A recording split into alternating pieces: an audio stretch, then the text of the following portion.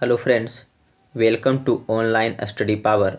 Friends, 8 March को NTPC में जो क्वेश्चन पूछे गए हैं उसको देखेंगे।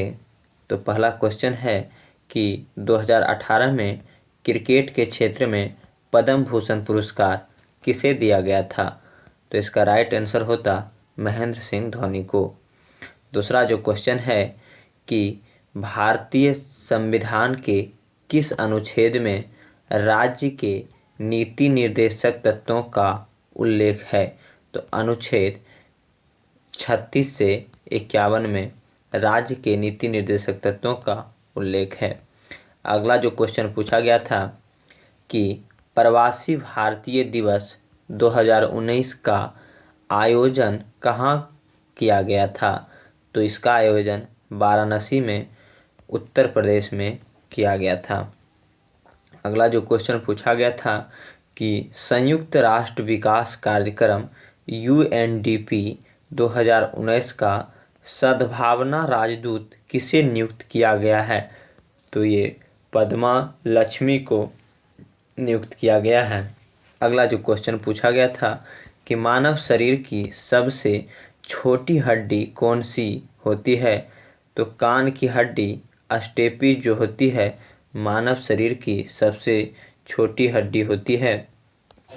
अगला जो क्वेश्चन पूछा गया था कि 2018 में अंतर्राष्ट्रीय क्रिकेट में सबसे युवा कप्तान कौन बने थे 2018 में?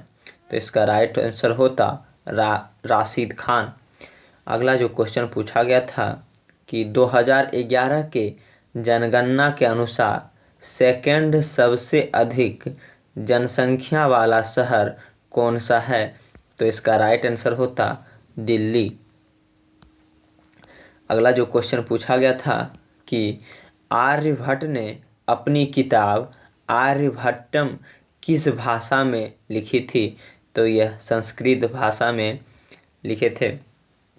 अगला जो क्वेश्चन पूछा गया था कि सोनार का उपयोग कहाँ होता है? तो सोनार जो होता है उसका उपयोग समुद्र की गहराई को मापने में किया जाता है।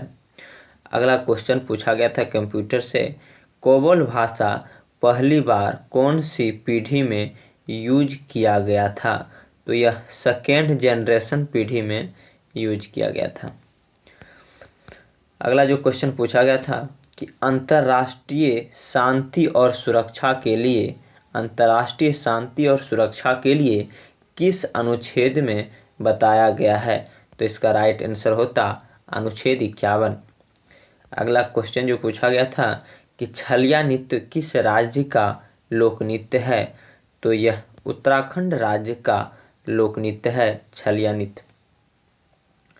अगला जो क्वेश्चन पूछा गया था कि न्यूक्लियर में सबसे ज़्यादा उपयोग किसका होता है? तो न्यूक्लियर में सबसे ज़्यादा उपयोग होता है यूरेनियम का।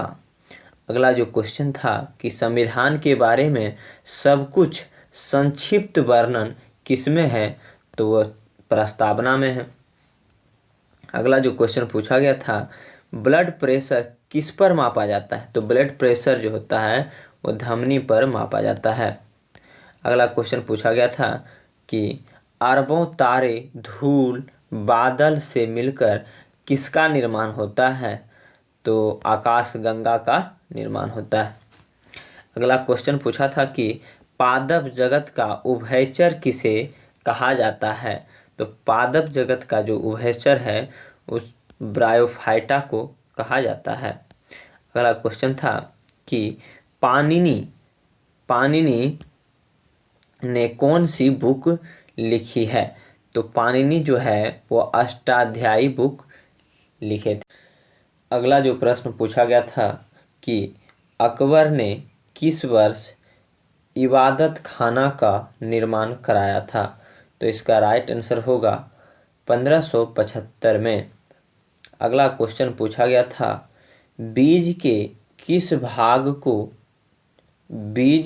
किस भाग से जड़ निकलता है? तो यह मूलांकुर इसका राइट आंसर होगा। अगला जो क्वेश्चन था कि भारतीय राष्ट्रीय कांग्रेस की पहली महिला अध्यक्ष कौन थी? तो इसका राइट आंसर होगा एनी बेसेंट।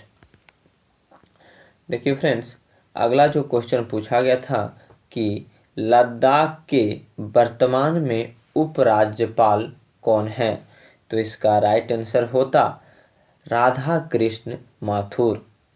अगला क्वेश्चन था कि रैम कौन सी मेमोरी है, तो रैम एक प्राइमरी मेमोरी है। अगला क्वेश्चन फिर कंप्यूटर से पूछा गया था कि 1 किलोबाइट कितने बाइट के बराबर होते हैं, तो इसका राइट आंसर होता 1024 बाइट।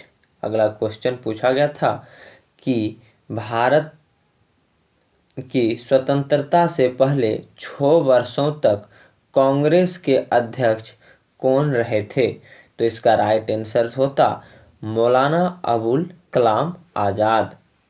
अगला जो क्वेश्चन था कि एक परिवार एक नौकरी योजना किस राज्य सरकार द्वारा शुरू की गई थी, तो यह सिक्किम राज्य सरकार द्वारा शुरू की गई थी।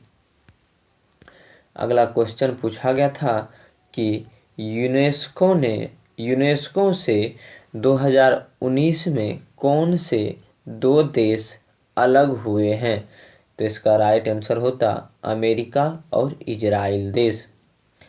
अगला क्वेश्चन था कि एशियाटिक सोसाइटी की स्थापना सर विलियम जोन्स ने कब किया था, तो 15 जनवरी 1784 को किया था। अगला क्वेश्चन पूछा गया था कि भारत की प्रथम महिला रक्षा मंत्री कौन बनी थी, तो इसका राइट आंसर होता निर्मला सीतारमण। अगला क्वेश्चन पूछा गया था कि जीएसटी किस संविधान संशोधन में लागू हुआ था, तो इसका राइट आंसर होता संविधान संशोधन 101वां संविधान संशोधन। अगला क्वेश्चन था कि नेपाल और भारत में किस क्षेत्र को लेकर विवाद चल रहा है, तो काला पानी और लिपुलेख क्षेत्र को लेकर। Thank you friends.